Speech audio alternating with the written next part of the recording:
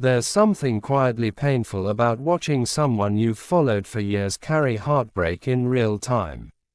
Mark Labbett has always been larger than life, and not just in the way tabloids love to remind you. On the chase, he's formidable, commanding, the kind of television presence that fills a screen without even trying. But when he appeared on Good Morning Britain to talk about his personal life, something shifted. The beast was nowhere to be seen. What viewers got instead was something far more human, and perhaps far more memorable because of it. Mark spoke openly about his split from his girlfriend, and many viewers noticed almost immediately that this wasn't the polished celebrity interview format they were expecting. There was no performance here. No rehearsed sound bites carefully designed to control the narrative. It almost seemed as though he was genuinely processing something live, working through emotions that hadn't fully settled yet, doing it in front of an audience of millions. That takes a particular kind of courage that doesn't always get acknowledged in entertainment coverage. What made the moment land so differently is the context viewers already carried into it. Mark's personal life has never been entirely private. His previous marriage, the challenges that came with it, the way he navigated public scrutiny, audiences had followed pieces of that journey for years. So when he sat down on that sofa and spoke with what felt like real emotional honesty, there's a possibility that many people watching weren't just interested in the story. They were emotionally invested in the person telling it. The presenters handled the conversation carefully. There's an art to that, and it doesn't always go right. But the atmosphere in that studio felt respectful in a way viewers online interpreted as genuinely warm rather than professionally performative.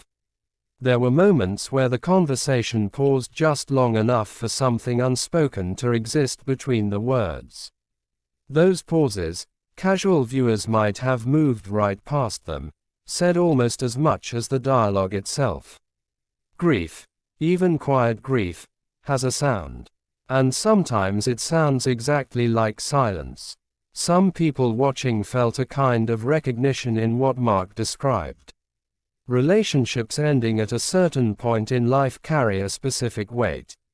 There's no clean narrative. There's no simple explanation that satisfies either the person living it or the audience observing it from the outside. Mark seemed to understand that, and rather than trying to package his experience neatly, he left some of the edges rough.